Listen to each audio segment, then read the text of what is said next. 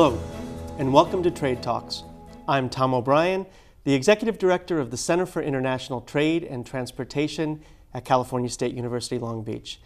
And I'm very pleased to welcome you to this launch of what we hope will be an engaging quarterly series where we invite around the negotiating table industry experts to discuss pertinent issues relevant to the trade sector. And I'm pleased to be joined today for this first Trade Talks by Paul Bingham, who's the Vice President of Trade, Ports, and Logistics for the Economic Development Research Group, or EDR, which is a Boston-based company. And Paul joins us from Southern California. So welcome to Trade Talks, Paul. Thank you, Tom. Great to be here today. Let's start by learning a little bit more about what you do as a trade economist and why it's important to our understanding of the trade sector. My career has been based around consulting, looking at international trade. And mostly that involves providing market analysis and forecast to decision makers. And EDR Group's specialty is working in conjunction with public sector agencies, feeding decision makers, either elected officials or sometimes the staff in terms of their own ability to do analysis of markets, and trade specifically in terms of its importance in the economy. So we do economic impact studies, we do cost-benefit analysis that gets used in prioritization of projects, and we do forecasting as well as regular market analysis looking at what's changing and the expectations for how it's likely to change in the future. No, that's good, and I think that's an ideal setup for this first Trade Talks, where we want to talk about the state of global trade at home and abroad, for reasons that you mentioned that include the health and well-being of our nation's economy as a whole. So let's start with talking a little bit about what the trade sector is, because it means different things to different people. So from your perspective as an economist, how do you define the trade sector? I look first at the industries that are directly tied to trade. So that's something like a customs broker or a freight forwarder or a longshoreman or somebody who's primarily engaged in trade. But it goes way beyond that in terms of its importance in the economy. There are many people who have at least a portion of their job tied to trade. So what we end up looking at as what we call the trade intensity of industries. How much of their supplies, how much of the components and the inputs that they use in production comes from overseas, how much of that is traded. And very importantly, in fact increasingly importantly, how much of it is sold overseas, how much is exported. So even though industries may not be defined or focused primarily on trade, from the trade perspective, it's an enormous proportion of the economy that's tied to trade. And this includes not just trade in goods that we think of traditionally, but also trade in services. The U.S. is a tremendously successful exporter of services in addition to commodities. What are some of the services that you're talking about? We sell financial services, we sell consulting services, we sell entertainment, we sell tourism, we sell education. Those are all classified as services that are purchased by foreigners. The country earns income from selling those to countries overseas or their residents or their businesses, and we earn earnings from those exports as export activity that if we didn't trade, we wouldn't get and we wouldn't have to support our economy.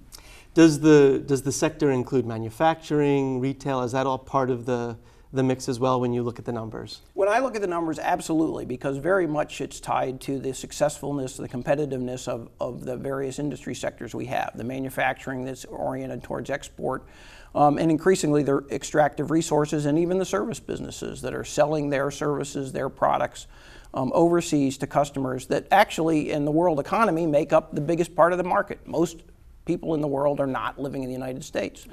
The biggest market is overseas, so for the economy to be successful, being able to sell internationally and engage in trade inherently to do that is part of what I consider important as the trade sector. And I think most of the people joining us around the negotiating table today for Trade Talks are consumers of goods, particularly those of us who get goods shipped to our home. How does the last mile impact the trade sector? Is that part of what you look at as well? It goes right to the door. If I order something using e-commerce or I make an order in a store or some other channel through the distribution centers that get delivered to my home, I'm the endpoint for that trade. If it's an import, even sometimes it's a product that I think of as made domestically, there may be an input to that that's internationally traded. So everybody watching is a part of the supply chain then? It would be incredibly difficult to escape being part of the supply chain. And live in the United States today.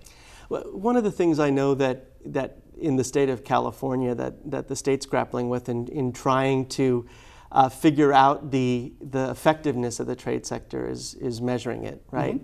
Mm-hmm. And competitiveness is one of those areas that the state's interested in measuring. I suppose you have to start with what the freight sector is first and foremost, but once you know what it is, how do you measure it? I mean, it seems like it's a lot of component parts. Well, the first measurements are the most simple ones, which is the value of what is traded. So it's the declared value of commodities or the value of the services that are traded either on the import or the export side, and how those change over time. Then you can look at the unit prices of those, how on a unit basis, how those have changed as prices increase or decrease in terms of trade prices. And then you go beyond that in terms of the indirect and the induced effects that tie to that fundamental trade activity, and follow it through the economy as companies are tied to each other, as jobs are related to each other, through spending and respending in the economy as we all interact with each other, spending our wages or earning income from those that purchase services that we help provide. And I suppose you can look at the state of global trade at various levels, right? It will look differently if you're looking at it internationally, nationally, at the state level, or regionally as well. It can be very confusing in terms of how one chooses to define it. Whether you're a macroeconomist or an industry economist or somebody looking just from a financial perspective, or somebody that doesn't look so much at the financial side but looks maybe at the physical transportation side, those metrics all can be applied in the context for each of those specialists that are looking at whatever is relevant to them. And that's the same for services as well as goods. Yeah.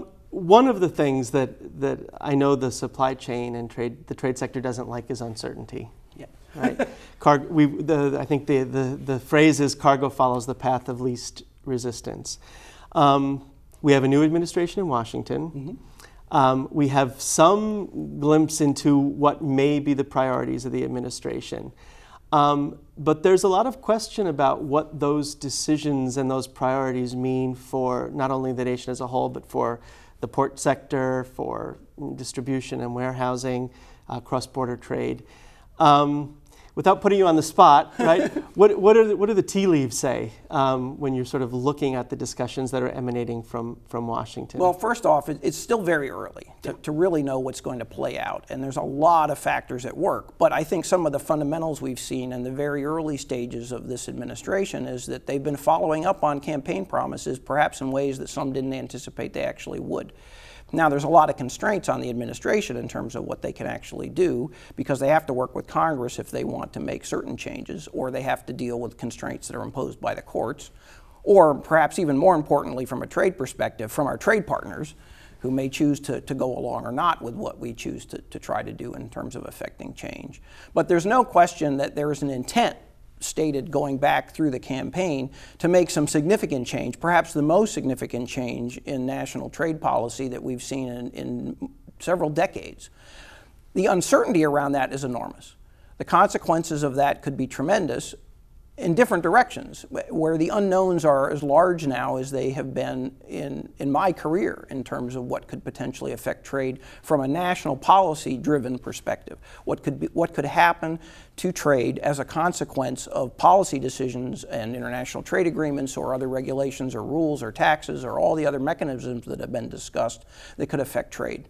And that raises an uncertainty on the part of business, which then affects their behavior and affects the performance of trade, even if the proposed actions aren't followed through on, just because of the level of uncertainty that businesses are facing right now.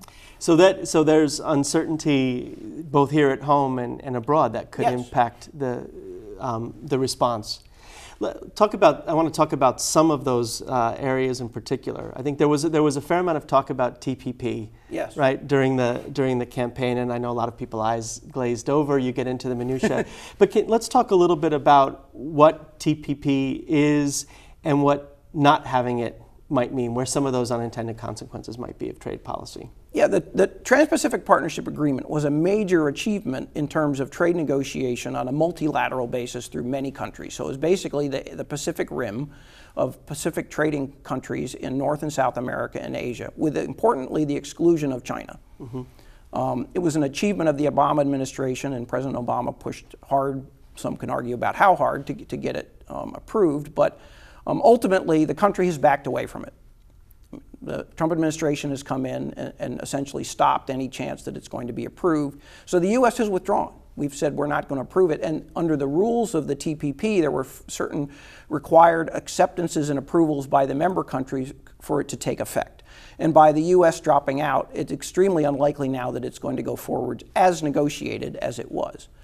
It doesn't mean all of that negotiating work between all of those countries will be discarded, however. There's many scenarios, amongst which could be a new TPP that leaves the United States out and includes somebody else like China. So you could have a very different trade regime that still proceeds forwards, but that leaves the United States out in ways perhaps that aren't even intended consequences of the U.S. choosing to not go forward with that agreement, or to try to modify it or to renegotiate it in a way such that it could be salvaged, if you will, as opposed to just discarded in the intent stated by the administration of negotiating individual bilateral deals with individual trade partner countries. Right. I think the point is that while we may be disengaging to a certain extent, the rest of the world may use it as an opportunity to re-engage. And we've seen that already. That countries, our closest, biggest trade partner, Canada, has already reached out to other trade partners overseas. Right away, they've acknowledged that they're in a very vulnerable position. If NAFTA is discarded, their biggest trade partner, an enormous proportion of their economy tied to the trade with the United States, if that's restricted or changed in certain ways,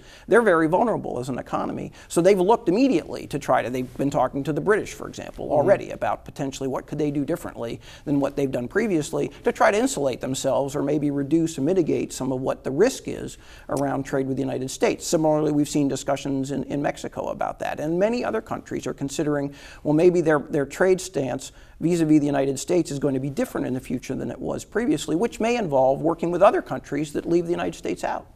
Yeah, and you mentioned NAFTA and Mexico, and we probably should be particularly concerned about cross-border trade, since Yes. our two largest trading partners historically have been Canada and Mexico.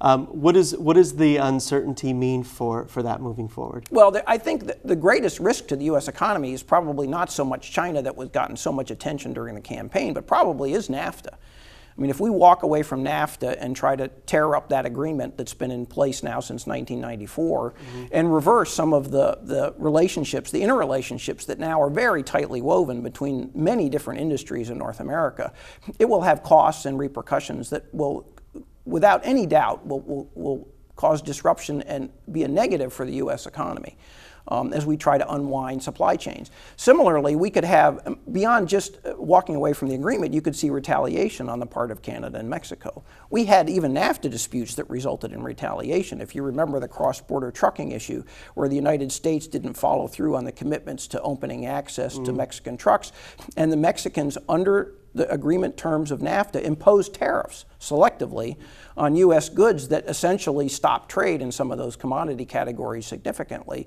which hurt certain politicians' districts, which they were targeted at the time. Right. But it was evidence of proof that Mexico was willing to take action in retaliation to trade stances of the United States. And I don't think there's any reduction in that likely now going forwards, especially with the attention that Mexico's received from the administration. So the law of unintended consequences may apply. Absolutely, and I think we don't really even know where those might go, because in many cases the politics within the foreign trade partner countries is not clear. You know, we see the rise potentially of a very different sort of regime in France with the current political campaign underway. And we've seen Brexit happen, where the British have already pulled out of the EU. There's a lot of uncertainty that could be further accelerated or aggravated by changes in trade policy the United States engages in. And what will be the first set of indicators you'll look at to see where the impact of that policy is realized? Actually, some of it we can look at right now. We can look at foreign direct investment numbers. We can look at decisions being made that affect longer term the volumes of trade that we'll see in ways that aren't directly just the trade quantities that are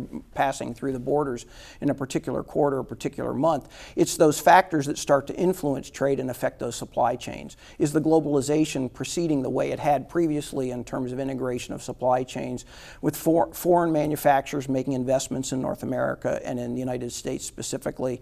Do we see that continuing, or do we see them pulling back? Do we see them halting some of the investment decisions that they were making previously?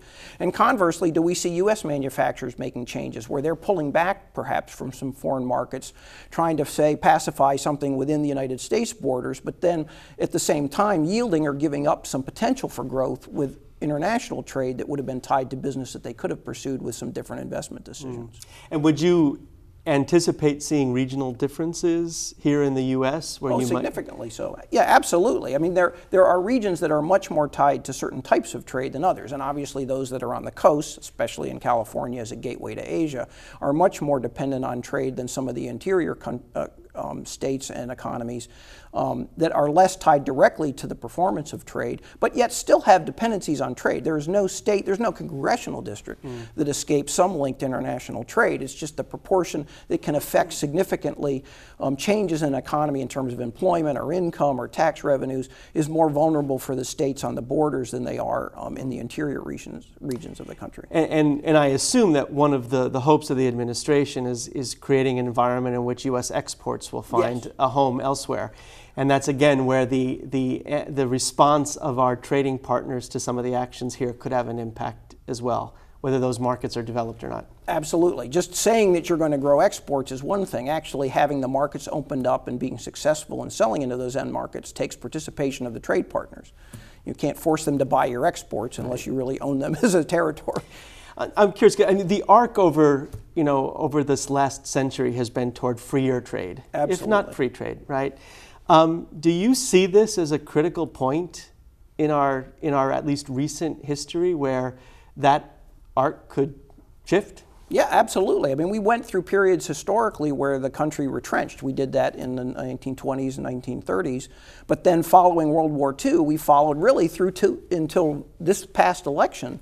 As a country, on a bipartisan basis, we've pursued expansions and liberalization of trade, with lots of exceptions and qualifiers, but fundamentally the underlying approach was to engage further with the world economy and to try to encourage our trade partners to do the same thing, which helped them in terms of economic development and certainly helped the United States in terms of its ability to expand in the aggregate. Now, there's been winners and losers that we can talk about, and in fact, those are very significant in some cases, and that's really where the discussion about trade ends up focusing, is that winners and losers issue.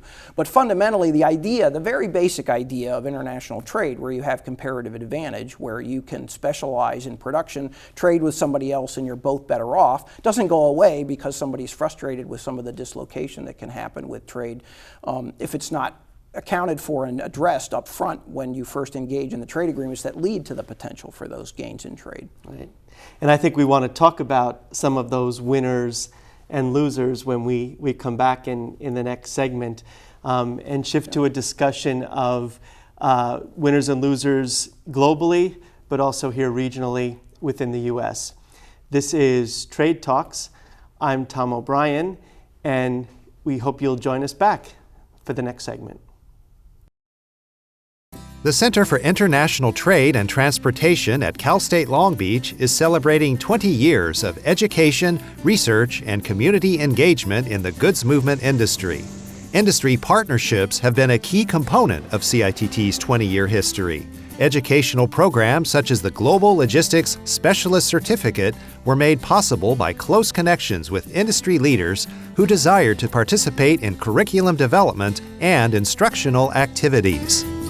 Instructors in the GLS program always have been actively engaged in the trade and transportation industry and passionate about sharing their knowledge and experience with the next generation of logistics professionals. With courses involving legal issues and risk management, we've given students a practical, real-world understanding of the considerations and concerns they are likely to face in the logistics industry. We are happy to be a part of the educational mission of CITT. Welcome back to Trade Talks. I'm Tom O'Brien of the Center for International Trade and Transportation at California State University, Long Beach. And I've been joined for this inaugural Trade Talks by Paul Bingham, who's the Vice President of Trade, Ports and Logistics for the EDR Group. And we've been discussing, Paul, the state of global trade. And we talked a little bit about some of the big picture the big picture issues, the evolution of trade, the uncertainty surrounding a new administration here and potentially abroad. And I want to talk now a little bit with you about the state of global trade here in the U.S. We closed the last segment by talking about comparative strengths and weaknesses. And I know this is something that's of interest to you because in addition to all of the things you do and the number crunching, you serve as a member of the U.S. Commerce Department's Federal Advisory Committee on Supply Chain Competitiveness. So let's start there. How competitive are we as a nation right now, given the long-term view? The long-term view is we're a very competitive trading country, but not nearly as competitive as we could be. So there's sort of the two sides to look at that as a classic economist with two perspectives on it. We know that there are many things that could be done from a regulatory, a legal, a policy level that could affect the competitiveness of the country. There's also changes in management style or even the culture of the business sector that could improve the competitiveness of the country. At the same time, there are other countries that are not sitting still trying to gain on the United States and take market share and be very competitive as well. And they're making investments in some cases substantially in excess of what the United States is in areas that benefit their trade competitiveness. And understanding the difference between those, what are the lessons learned, what are the best practices, and that can go both ways in terms of also perhaps what we make as a policy choice to avoid doing in the United States.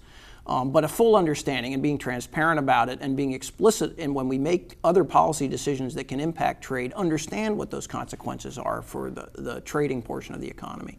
And I assume you look at some of those key indicators that we discussed earlier that would indicate to you when a country is performing at its best. That's right. And what are some of those that you look at now to sort of compare one country to another? Well, we start from a macroeconomist with what the Trump administration has been quick to jump on in their campaign, or before they became the administration in their campaign, the trade deficit. Do we import more than we export? How competitive are we? Do we have a greater appetite for foreign-produced goods than we're successful in competing to produce goods to be sold overseas? We know, for example, in the United States, a very low percentage of the total companies that exist in business in the country actually engage in export. And that's an evidence, and we can contrast that with metrics that look at other countries, such as the major countries in Europe, that have a much higher percentage of their business community that actually engages in foreign trade.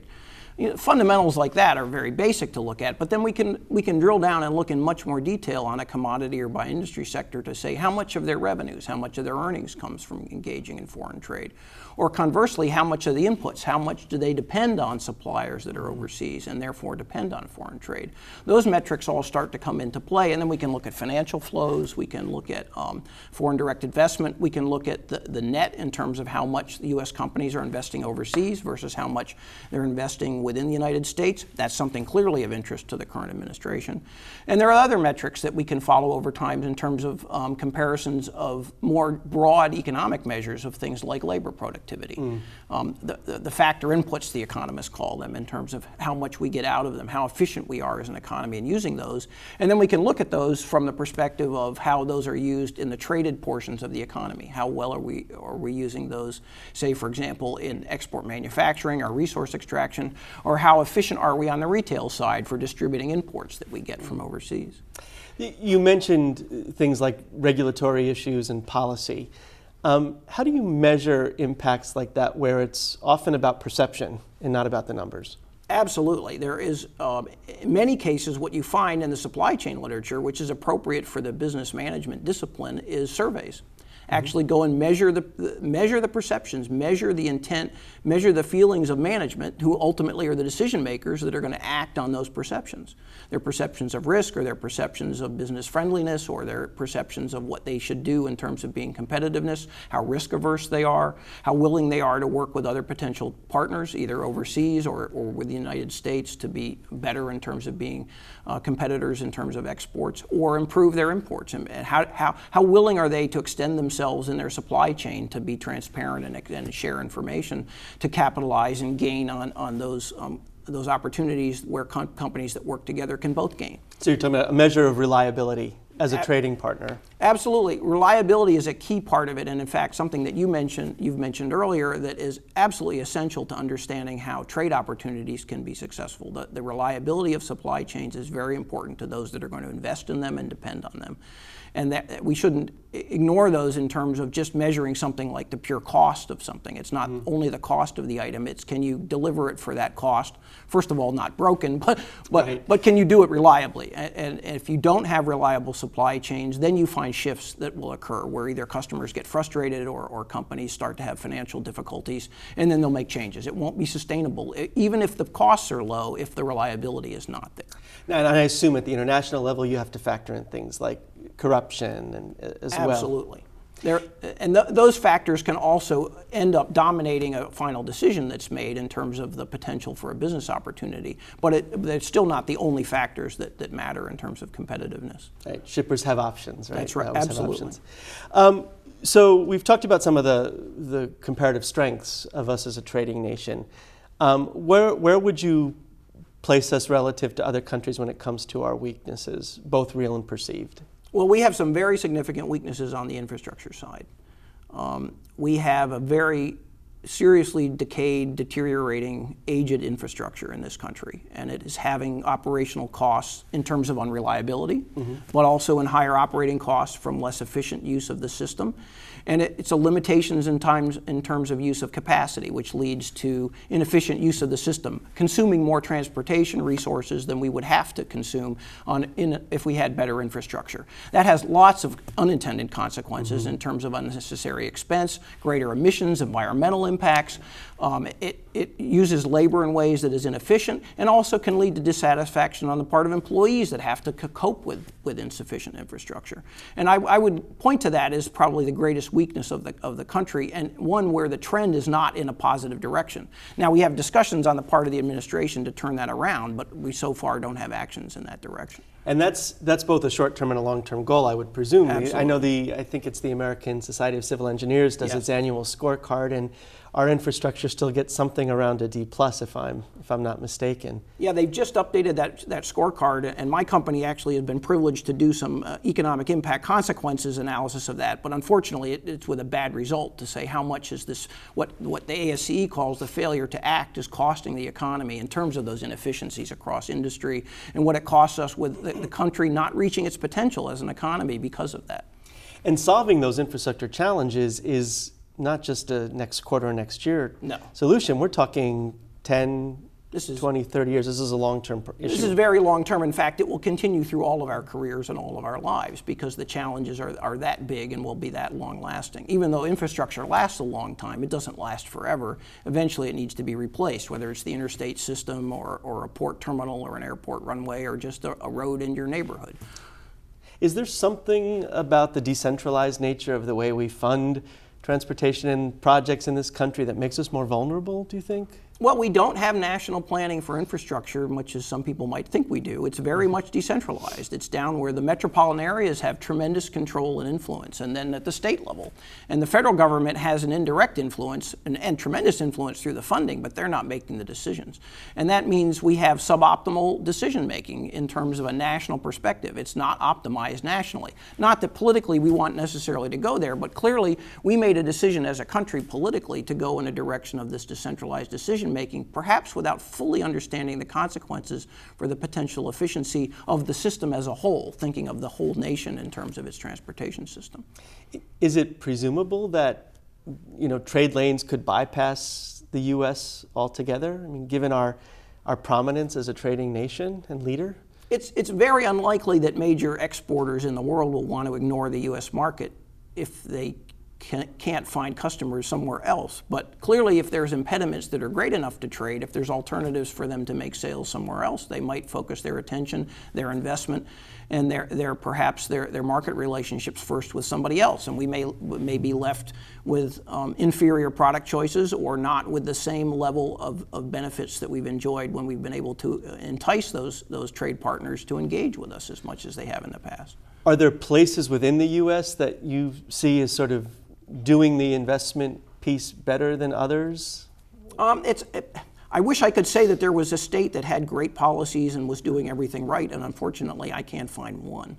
There's various levels of failure in terms of how poorly states do it, but I wish I could say that here's the model, here's the single best practice, this is the way you do it if you want to compete as a state. You can point to individual municipal agencies that engage in best practices and are very proactive in terms of their engaging in what needs to be done to plan for